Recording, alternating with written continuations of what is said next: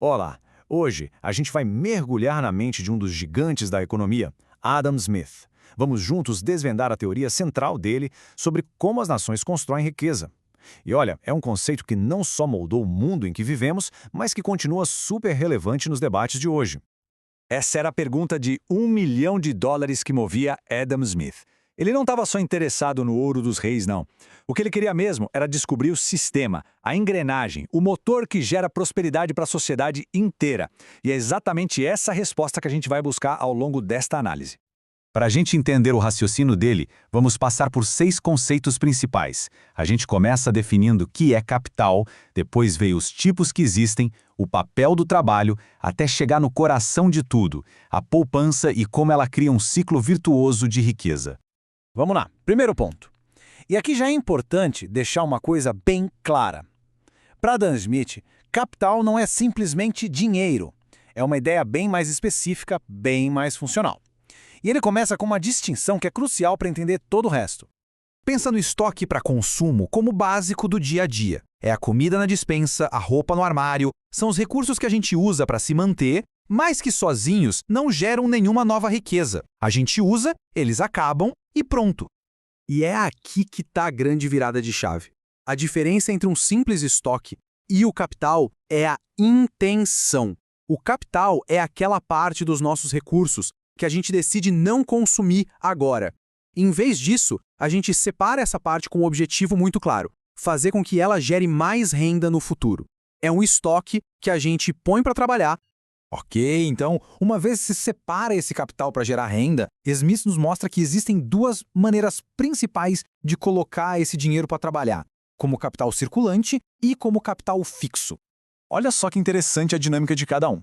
O capital circulante, tipo o estoque de uma loja, só gera lucro quando ele é vendido, quando ele circula, muda de mãos. Já o capital fixo, tipo uma máquina numa fábrica, gera lucro exatamente por ficar parado, produzindo coisas que vão ser vendidas. Um precisa se mover para gerar valor, o outro precisa ficar parado.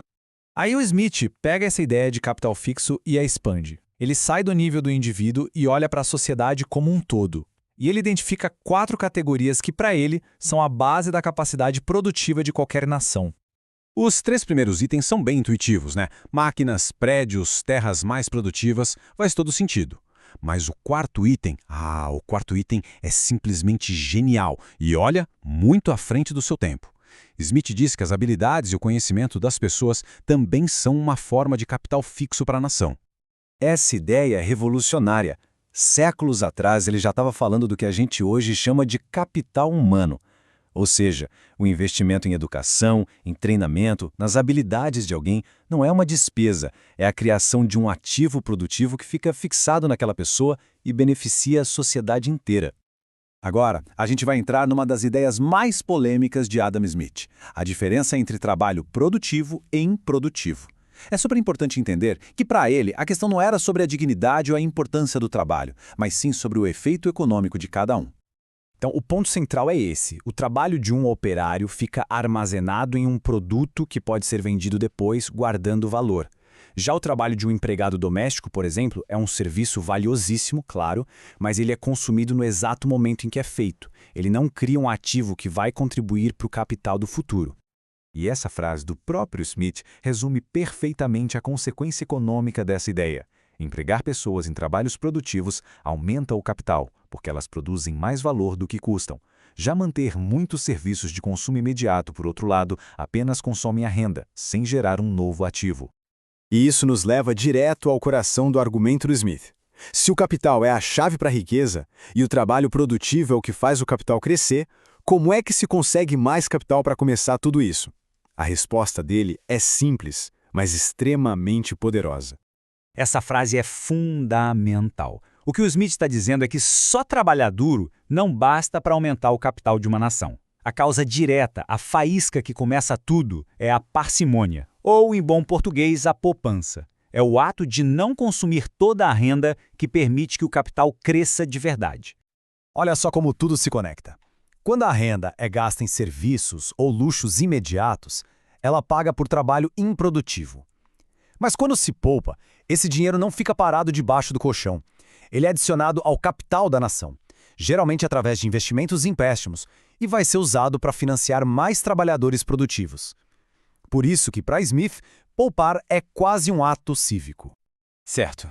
Agora vamos juntar todas as peças desse quebra-cabeça e ver como elas criam um ciclo que se alimenta sozinho. Um ciclo que a gente pode chamar de círculo da riqueza de Smith. E a roda começa a girar. Mais riqueza gera mais renda. Mais renda permite mais poupança. Mais poupança aumenta ainda mais o capital, que financia mais trabalho produtivo e assim por diante. É um verdadeiro motor de crescimento perpétuo que é ligado pela simples decisão de poupar em vez de gastar tudo. Então, a grande lição aqui é que, para Adam Smith, a prosperidade de uma nação não é um acidente, não é sorte. É o resultado direto de um processo deliberado, onde a virtude de poupar se transforma em mais capacidade produtiva e, no fim das contas, em mais riqueza para todo mundo. Isso nos deixa com uma pergunta para refletir, né? Hoje em dia a gente ouve o tempo todo que o consumo é que move a economia. Será que essa visão de Adam Smith de que a poupança é a verdadeira protagonista do crescimento ficou ultrapassada? Ou será que no meio do caminho a gente acabou esquecendo um dos seus princípios mais importantes? Fica aí a questão.